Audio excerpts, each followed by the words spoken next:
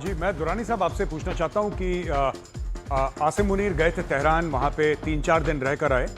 तो क्या हुआ? क्या वो ईरानियों को कन्विंस नहीं कर पाए कि आप लोग टेबल पे आइए? क्या आपको लगता है कि अमेरिकन ने कुछ ऐसा करा जिससे ईरानी परेशान हो गए, ईरानी अपसेट हो गए और उन्होंने बोला कि हम नहीं जाएंगे? आपका एनालिसिस क्या है इसमें? ये जो प्रॉब्लम हुआ है ये उनके दरमियान के अपने अंदर की चीज़ों से हुआ है। ईरान की जो इस वक्त इस्लामिस्ट रजीम है या उनकी जो रिलीजियस जो उनकी लीडरशिप है उसके दरमियान में और उनकी जो पॉलिटिकल लीडरशिप है उसके दरमियान में हमें गैप आता हुआ नजर आ रहा है, उसके दरमियान में हमें दरार आती हुई नजर आ रही है। ईरान अब पहले ही पूछे बहुत पीछे था, अभी 30-40 साल पीछे चला गया। ये चाहेगा कि अगर मैं 40 साल पीछे रहूं तुम 20-30 साल पीछे आओ।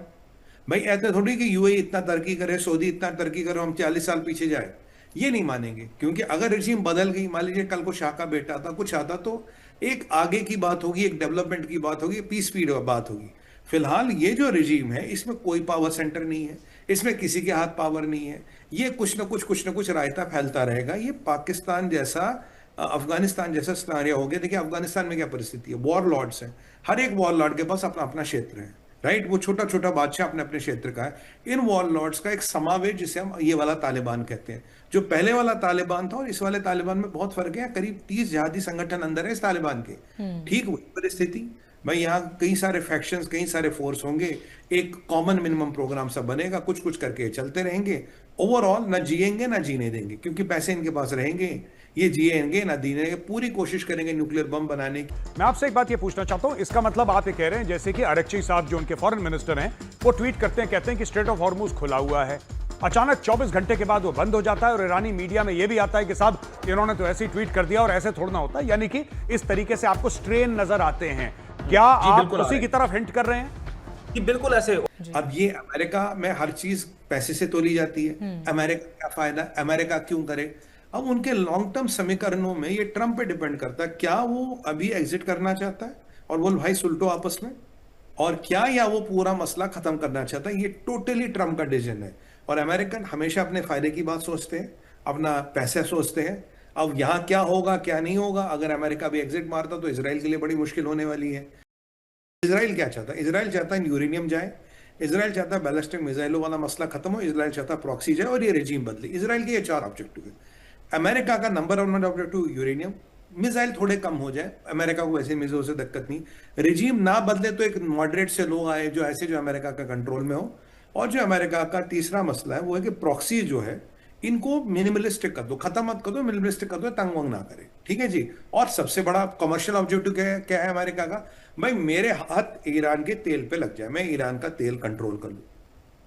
देखिए ट्रंप के पास 2 ही प्लान है, या तो वो अभी एग्जिट मार जाएगा कि जी मेरा, मैं खुद ही यूनिलैटरली विक्ट्री डिक्लेयर कर लेगा, मैं जीत गया। ट्रंप जानते हो, ट्रुथ सोशल पे जाएगा, बोलेगा हमने जीत गया, हमने ये कर लिया और अब हम एग्जिट मारेंगे, thank you very much. Israel को बोलेगा जो तूने करना कर, क्योंकि जो बड़े बड़े चीज थे वो तो मैंने तुझे करके दे दिया, अब आगे वाला मसला तो तुम खुद सेटल करोगे।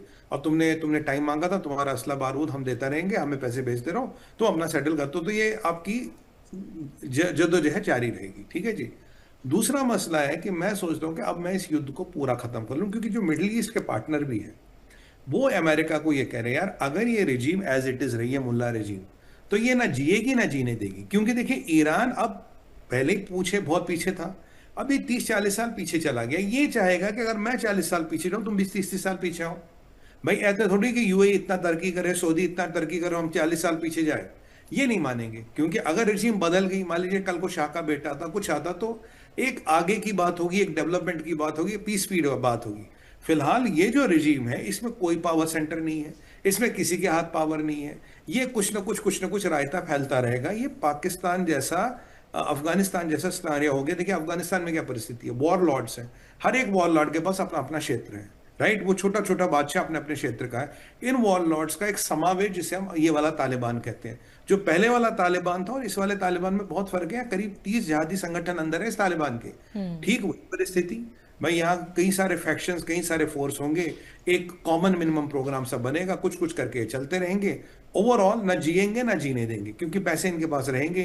ये जिएंगे ना जीने देंगे, पूरी कोशिश करेंगे न्यूक्लियर बम बनाने की। और ऐसे में एक बंदे की एंट्री होती है, राफेल ग्रॉसी। राफेल ग्रॉसी कौन है? राफेल ग्रॉसी हमारे आईईए का हेड है, इनकी यूएन की बॉडी जो न्यूक्लियर आर्म्स वगैरह ये सब प्रोलिफरेशन देखती है उसका हेड है।